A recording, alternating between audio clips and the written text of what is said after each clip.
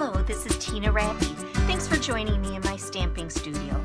So today I'm going to show you some different techniques that you can use with the Stamparatus.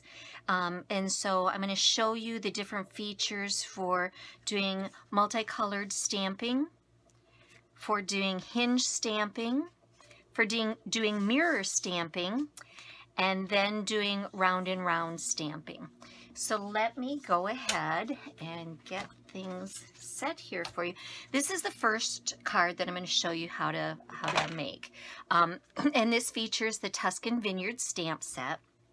And what I'm going to do, I've already set up things with my Stamparatus. I have a couple of them, so all I'm going to do is change the plates. But in case you've never worked with the Stamparatus before, it comes with two plates, one that would go here, one that would go here, and you can take and flip them around to different sides. But I'm just going to be working from this side. Also on the back side of the Stamparatus are magnets, two of them that are super duper strong. I've wrapped mine in washi tape so that when it's stuck down here, it's really hard to get off, and this way I can pull it to the edge and get it off. And my rule that I use is I only have one magnet out at a time. They have been known to be attracted to one another so strongly that they'll kind of fly across things and snap together and break. So I use just one at a time. So what I'm going to do, I have a piece of Whisper White cardstock, and I have my stamp that I am going to just lay right directly on top of here. Then I'm going to move my magnet to hold this right in place. I've got my stamp right where I want it. I'm going to close this down, and now it is stuck onto here. So prior to the Stamparatus, if I wanted to do something multicolored like this, I would take the marker directly to this, and I would spend a long time coloring this in and then stamping it down. Well, let me show how easy it is to do it. So I've got some balmy blue ink, and then a sponge dauber, and I am just going to, without worrying too much where it goes, I'm just going to stamp this up in the sky area and stamp it down.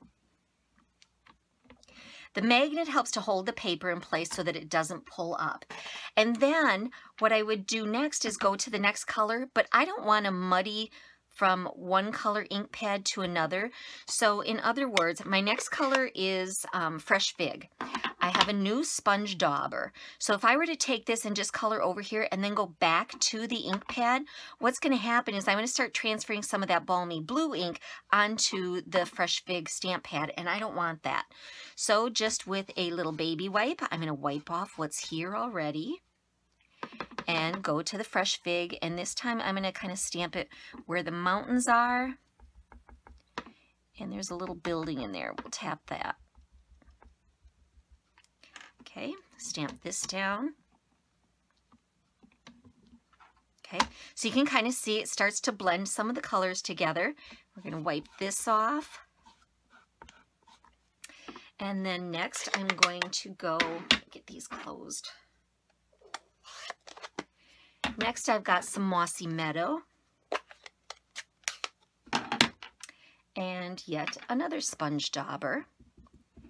And here then, if you notice here, you see I have Fresh Fig trees.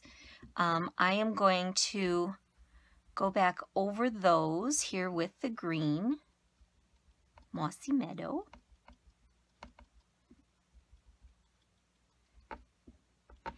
And the nicest thing about this is it works great for kind of the blending of the colors, but also it does not muddy up my ink pads at all. Okay, so just like that. And then I'll show you here, this was the original. Then I just cut this out with oval framelits, oval shaped framelits, and there's a scallop one underneath here. Use the leaf embossing folder. And so if you want to go to my blog, stampinstudio.com, I will feature the card, and I'll have the measurements for it and everything so that you can make the card itself. But I really wanted to show you the way to use the Stamparatus on this. Okay, so then the next card that I want to show you, let me get this out of here. And as I said, I've already set things up on the plates, so I'm just going to swap out plates. And let's get this out of here. Also, with your Stamparatus, it comes with a foam sheet. The foam sheet is when you are using stamps that are not foam stamps. So if the stamp already has foam on it, like the red rubber ones, you don't need the foam sheet. But if you're using a photopolymer stamp set, which is what this next one is, I'm going to show you how to do mirror stamping, okay? And we're going to use the little giraffe in here. And I already have this set here. Oh, I just knocked it off. Well, anyway. Oh, no, I apologize. This one does have foam on it, so we don't need this. So I'm going to set my paper in place. And then I'm going to put my image where I want it. So I'm going to say about right there. I'm going to close it down. Okay. And then I have some soft suede ink. I'm going to ink this up.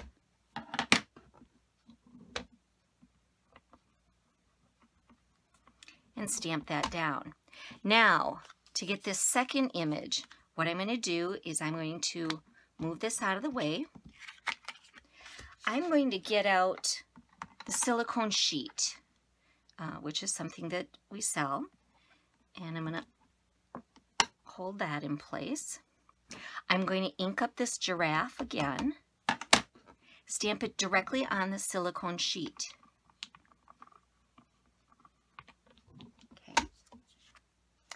And then, this being the right side, because I've already stamped it, I'm going to flip this over, put it right in the corner, hold that down. Now I can wipe this off. I don't need ink on it now, but what I need is just a little bit of pressure right here. So what I'm doing, I'm not stamping on the paper, but I'm pushing the paper into the image that I stamped on the silicone sheet. Now, some of it may show up on the paper. Yeah, very lightly you can see that because I didn't wipe all of this off. But now, when I pull this off, voila, we have two. And so then what I did here, use the oval framelits again, put it on a strip of the Share What You Love Designer Series paper, and this one opens like this. So again, you can see that on my blog. I will post how to make that card there. So there's the second card. That's the one with the mirror stamping. Okay, next, I want to show you this one. So this is for hinged stamping. And what hinge stamping means is when you are moving, let me grab it over here. When you are using the hinges of this and moving it down. All right, so I'm going to show you how I came about doing that. So first of all, this one features the Varied Vases stamp set, and we're going to use this tiny little tulip here, the two leaves, and then a stem. And I just have a strip of Whisper White cardstock. Let me scooch this over a little bit. Okay, this, as you can see, is photopolymer. Does not have the foam behind it. So here's where we do need the foam sheet. So I'm going to lay this down. And then what I've discovered is anytime I'm stamping really close to the hinge, so as I go to close this down, it is close to the hinge. If you add just a little bit more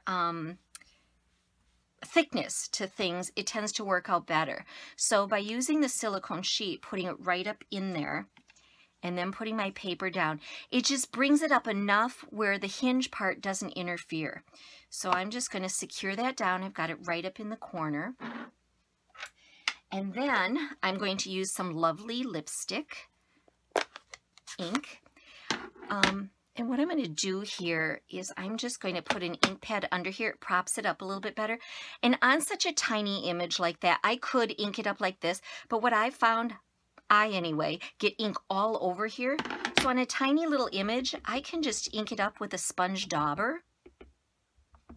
Okay, and that way I don't get ink everywhere. I'm going to stamp that down.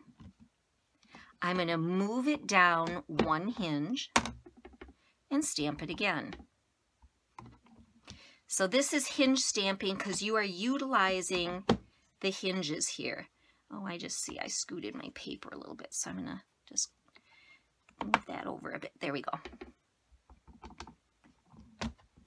So I'm going to stamp this down the whole length of this paper.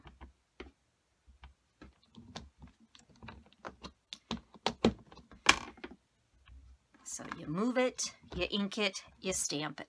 All right. Then let me flip it over. And again, I have already lined up my my images here. So now I'm going to go to Mossy Meadow. And I'm going to use the sponge dauber again because it is tiny and it is close to the hinge. So we'll ink these up.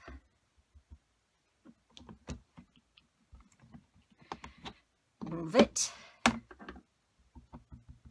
ink it, stamp it. Move it, ink it, stamp it.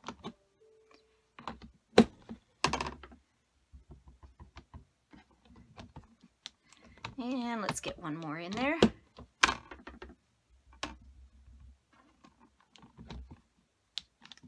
Okay. And then we have leaves to go on, or a stem to go on there. So again, I have already previously positioned this. So I have the stem now. If you notice, if I close this down, it's going to stamp a stem through the next tulip there, and I don't want that. So here I've just got a sticky note, and I'm going to cover up the second tulip because I don't want to get a stem, an ink of stem on that. So let's go about right there. Everything else is going to be exactly the same. I'm going to ink this up, stamp it down. Then I'm going to move my Post-it note mask, cover up the next tulip. I'm going to move this down, ink it up, and stamp. Move the mask. Get my thing in the way. Cover up the next one.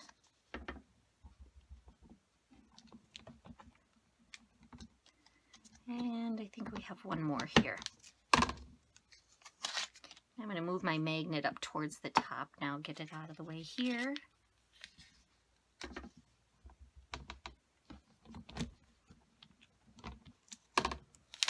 And for the last one, I just don't want to get ink on my silicone sheet, so we'll use the mask down there and ink this. And so then we have this adorable little border, and then on my card, so I cut this to 6 inches, and then once I get it positioned where I want it, then I would just snip off the top and snip off the bottom, and we're good to go. So that's an example of hinge stamping. All right, one last one I want to show you, and this one is really a fun one. And let's get this out of the way. Okay, so for this one,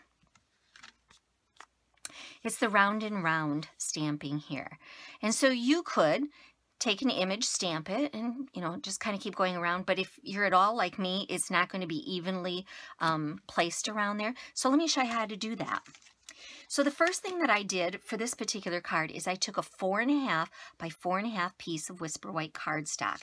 And then I used the Layering Squares framelit, and this is the largest of the square frames.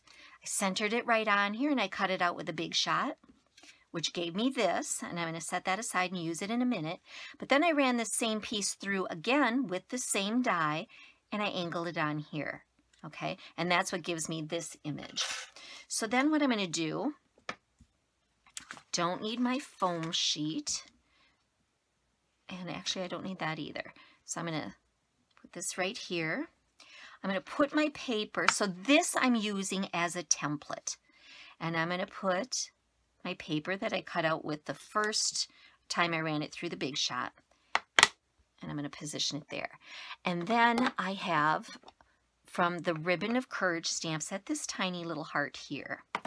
And what I'm going to do is I'm going to place it up near the top edge of here, but so that it's centered over this little point. Okay, and let's grab my, okay. So I have that positioned where I want it, and now I have it stuck down. I'm going to use Stays On because in my sample, I colored this all in with markers, and Stays On is what you want for coloring with the regular Stampin' Right markers. So I've inked that up in Stays On. I'm going to stamp that down.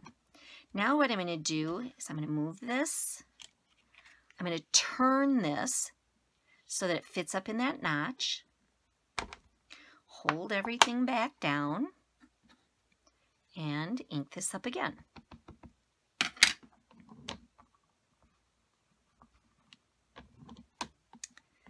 And then move it again. And so what this is doing is it's allowing me to stamp around in a circle, but things are evenly spaced. Whoops, I just shifted it. Things are evenly spaced, and all right, so this one I'm going to do it on purpose. I'm going to stamp this down. Oh, you notice I didn't get it very evenly. This is the beautiful thing about the Stamparatus. When you're using that magnet and it's holding everything exactly in place the way you want it, I can stamp right back over that. Perfect. And this is going to do it all the way around. I'll do one more and then I'll show you the sample here again. Get that magnet off of there. All right, once more here. Okay, so we're halfway around there, and here's the final one. Isn't that sweet? So you can see a couple other cards that I've done using a couple other techniques that didn't necessarily require videos. You can see those on my blog if you want to go to stampinstudio.com.